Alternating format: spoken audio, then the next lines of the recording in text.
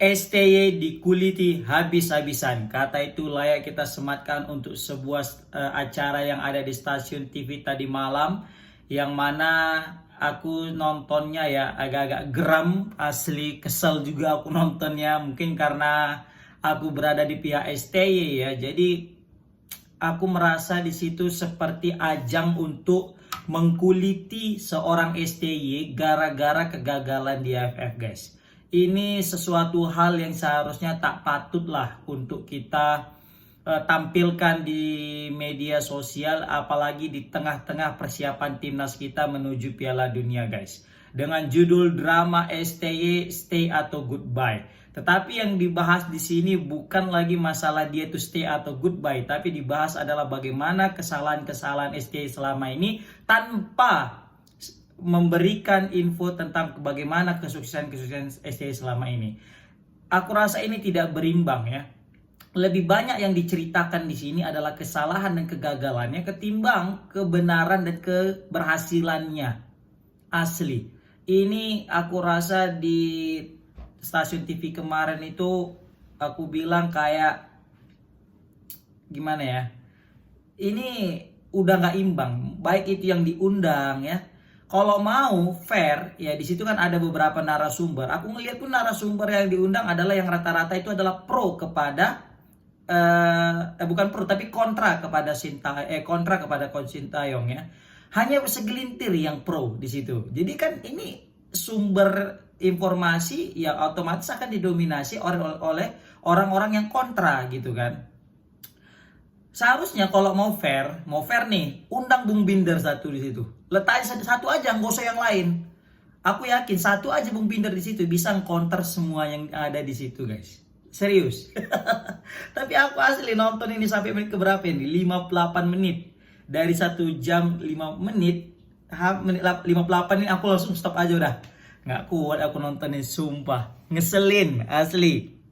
Bisa-bisanya Coach Sintayong udah meloloskan kita Piala Asia 2 kali beruntun tanpa jalur tuan rumah, terus masuk 16 besar yang senior ya, terus Piala Asia U23 kita lolos semifinal, bisa ngalahkan Korea, ngalahkan Jordan, terus juga ketika kita berhasil mengalahkan Arab Saudi, terus juga kita masuk ke round 3, lolos dari round 2, terus masuk Piala AFF, final AFF tahun 2020-2021, itu semua dikatakan hoki.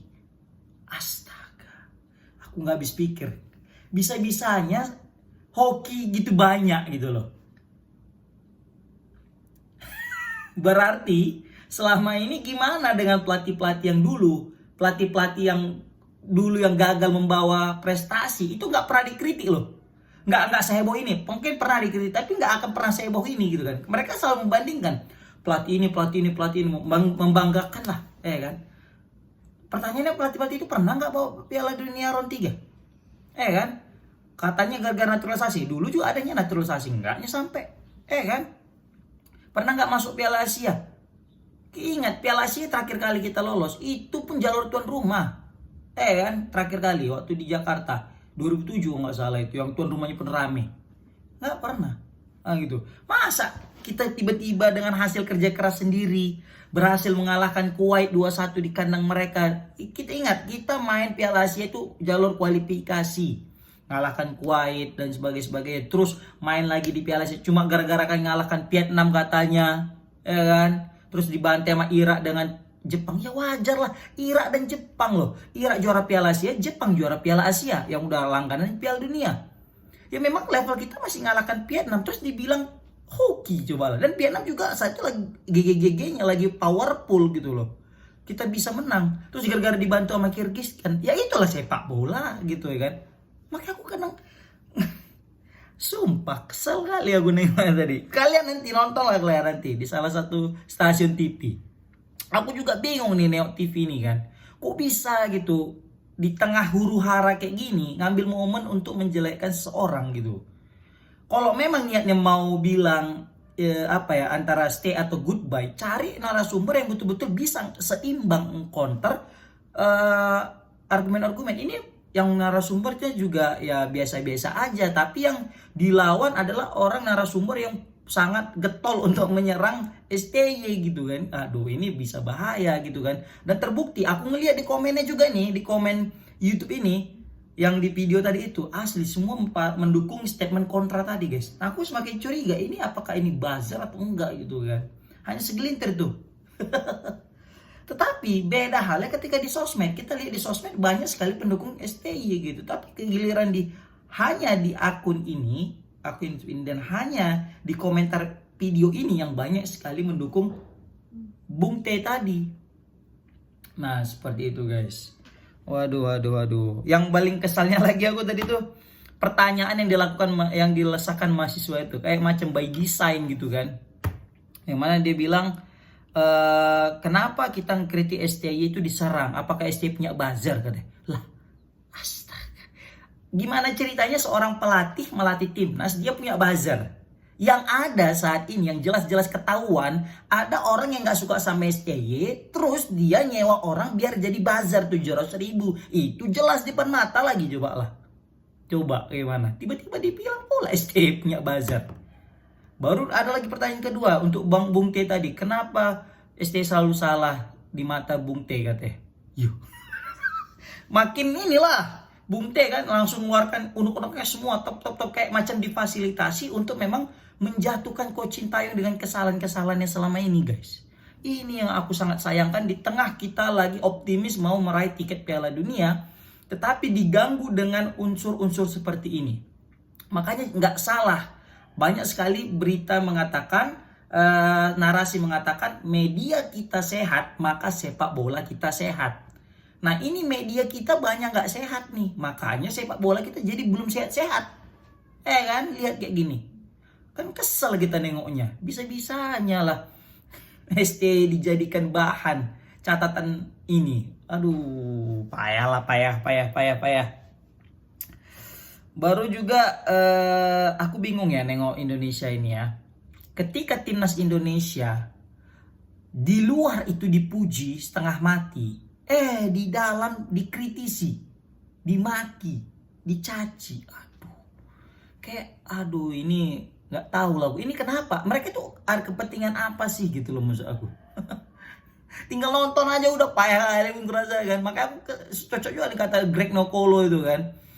Rata-rata itu yang ngomen-ngomen itu cuma di balik layar gitu, nggak tahu apa di lapangan terjadi gimana dengan pelatih dan sebagainya. Makanya itu kadang banyak tuh komentator sepak bola di luar negeri itu yang berasal dari pemain bola juga. Jadi memang dia paham betul karakteristik pertandingan, bagaimana itu, kenapa pemain bisa seperti itu gitu kan. Ini yang hanya bermodalkan penglihatan dan pengetahuan semata tanpa ada pengalaman terjun langsung. Nah, di sini aku juga sama, tetapi aku lebih kepada mensupport secara positif lah.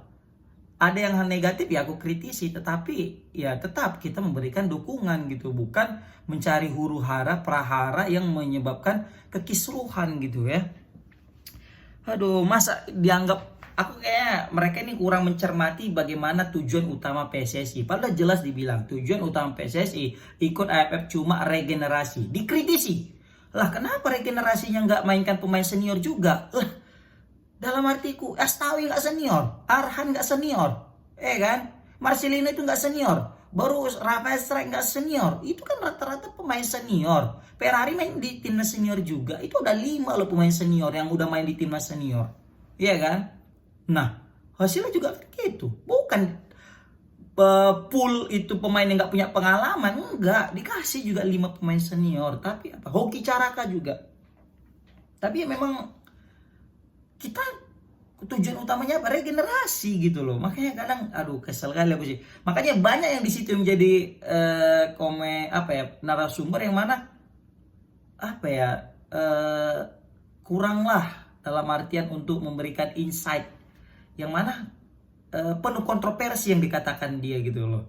Makanya aku bilang coba undang Bung Binder satu di situ. Baru jelas biar dikasih berapa SKS gitu kan. Ini yang diundang sekaliber udahlah nggak usah kita bilang lagi ya kan. Baru juga dibilang gara-gara FF ini stay atau out katanya. Lah Astaga, ada aja. Baru juga banyak kali kebijakan pelatih yang dikritik kayak gini, Sintayong gini, kayak gini lah. Ingat kata Bung Bindar apa? Dia sebelum menentukan suatu formasi dan juga pemain, dia itu panggil loh semua pelatih-pelatih itu. Dia diskusi, coba lah. Kurang apa coba? Demokrasi Sintayong untuk menentukan pemain. Tapi kita yang nggak tahu apa-apa ngomen seakan-akan tahu segalanya. Aduh. Coba komen di kolom komentar guys, gimana pendapat kalian guys? Oke, yang penting aku rasa ajang ini adalah ajang untuk mengkuliti STY. Assalamualaikum warahmatullahi wabarakatuh.